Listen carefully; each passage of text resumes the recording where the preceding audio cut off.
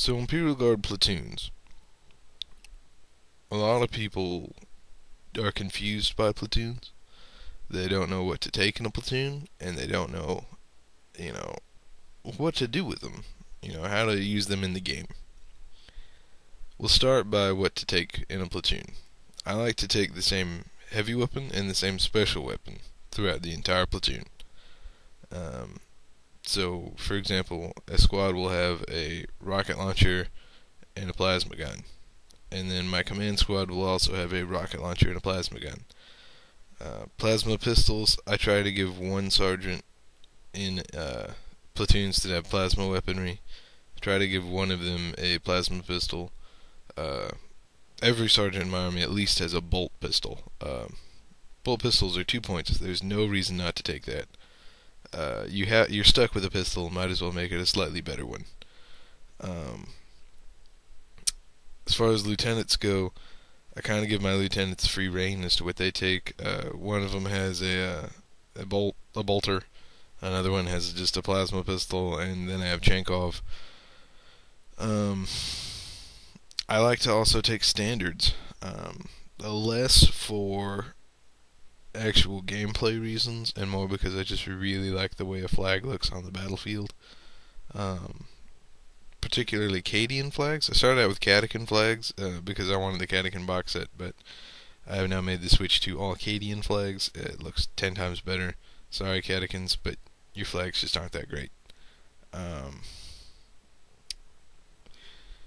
If I weren't to take flags, I would probably stick another special weapon in there before I took Voxcasters. Voxcasters are decent, but the orders aren't necessary. Another gun, that's necessary. More so than re-rolling an order, which really isn't that big of a deal. Orders are a big deal when it comes to first rank fire, second rank fire, but I don't know. I don't care for Voxcasters, considering you have to take so many of them and they don't do that much. I think that they could have made Voxcasters a lot better. I think if Voxcasters could give range to the lieutenant's orders, which are only 6 inches, the lieutenant's got to be standing like practically in the squad to do anything. If it would just increase the range, if it would say double it, then I would be very for that. But it doesn't double it. It just makes it so you can reroll, which is not that great. Anyway, enough about Voxcasters. So that's it for the platoon command squad. Like I said, my squads, I like to give the same heavy weapon and special weapon throughout, and I like to keep my platoons together on the battlefield. A lot of people will take a platoon and, first squad will be all the way on the left, second squad will be all the way on the right, and then third squad just kind of gets, thrown in wherever. It's not how I run mine, and I don't think that's how people should run theirs. But before I go on into how to use them in the game, I gotta finish loadouts. Rocket launchers and plasma guns are my bread and butter loadout. Why is that? They kill space marines. Alright, strength 8 for the rocket launchers, instant death. AP2 for the plasma guns, screw you Terminators. AP3 for the rocket launchers, you know what? Your average space marine who's all like, I'm gonna get an armor save no matter what. No, you don't. My basic troops choice have armor piercing weapons just because I hate space marines that much. But that's another video. I run 2 platoons with that on a large game. On a large game, I'll also run a 3rd platoon that has all heavy bolters and all grenade launchers. They run with Chenkov. They're kind of just there to not fall back.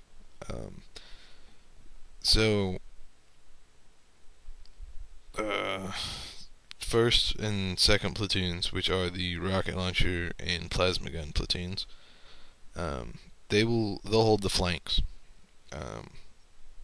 Their whole job is, with their big old rocket launchers, they have a 48-inch range, and since they're on the sides, since they're those platoons, one on each side, it pretty much covers the board with rockets, which is what I want. And then you got your shorter range heavy bolters, which will often be deployed in the middle.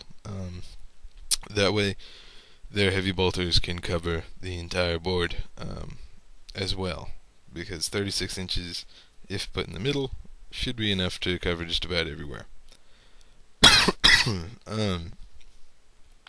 So Chenkov is a struggle for anyone to take. Chenkov is not the best lieutenant in the world, or in the galaxy, I guess, by a lot. Lieutenant Chenkov, or Commander Chenkov, I guess, is he's a lot of points, and he doesn't have a lot of anything worthwhile. The only thing he does do is he makes everyone stubborn, and he has to get back in the fight. Special rule. So if my corps ever falters, it's Chenkov's job to get him back up there, and Chenkov can do it. I'm not scared of Chenkov's lack of command, because since they're in the center, they will either have Creed or Strachan with them. I always take either Creed or Strachan, if not both. And they'll be in the center with them, so they'll still get orders. And they're cheap enough to where when they die, because they're stubborn, I'm not going to cry about it. Commissars, I like to take commissars in my platoons, that's worth noting. I don't ever make my commissar special for 35 points. I don't want to increase that cost. I might give them power swords from time to time, but usually they'll just run with a bolt pistol and nothing else. How to take a squad onto the field of battle, or a platoon onto the field of battle. I will combine 2 squads for one 20-man squad, and I'll have a third squad that kind of just does its own thing. And when I say does its own thing, I mean it'll probably act with the other 2 squads, but if the need arises, it can act independently, while the 2 squads provide the base of fire. The third squad will be the kind of more of the assault platoon, or assault squad. They'll move up, and I'm not afraid to move them around. Or if they don't shoot, it's not the end of the world. The base of fire of the 2 squads together, they will always be shooting at something. I'll usually give the commissar to the 20-man squad. That's important that the commissar is in a combined squad, because then a commissar's power extends to not just 1 squad, but 2. Combined squads are also good in this way because it'll make a lieutenant's orders go farther, like first rank fire, second rank fire. Instead of squeezing out maybe 20 shots from 1 squad, now you're getting 40 shots out of it. A lot better. It kind of just optimizes what the platoon does as a whole when they're acting as 1 squad. The third squad in it, I will occasionally combine the platoons into just 1 big squad, but that'll be rare. The third squad I like to have just in case, if there's a lot of enemy units running at me, it's good to, not have to shoot at just 3 units. Instead, I can shoot at 6 units, which is very good. The lieutenants will often just act with the 2 squads. The third squad just does its own thing. Other than that, heavy weapons squads. I like to take heavy weapons squads. I standardize them throughout my army as well. Autocannons. I like to take autocannons in heavy weapon squads. They're great against vehicles, particularly medium and light vehicles. I don't know why I said heavy. And they're alright against infantry. Autocannons particularly devastate armies that aren't space marines, because they take away 4-up saves and they just generally kill infantry very well with strength 7 and 2 shots. Last cannons, I will often take 2 squads of the autocannons and 1 squad of last cannons for 1st and 2nd platoons. Those are my bread and butter heavy weapons, autocannons and last cannons. Autocannons for light and medium, last cannons for heavy vehicles and heavy infantry. In 3rd platoon, I will often take 2 squads of mortars and 1 squad of heavy bolters. The heavy bolters typically don't do too awful much unless it's just against infantry, so I'll kind of leave them out. But the mortars are really good because the mortars, they're barrage. Mortars are always good. Anyway, I'm running out of time here. That's about everything I wanted to cover, though. Platoons are really simple when you really get down to the bread and butter of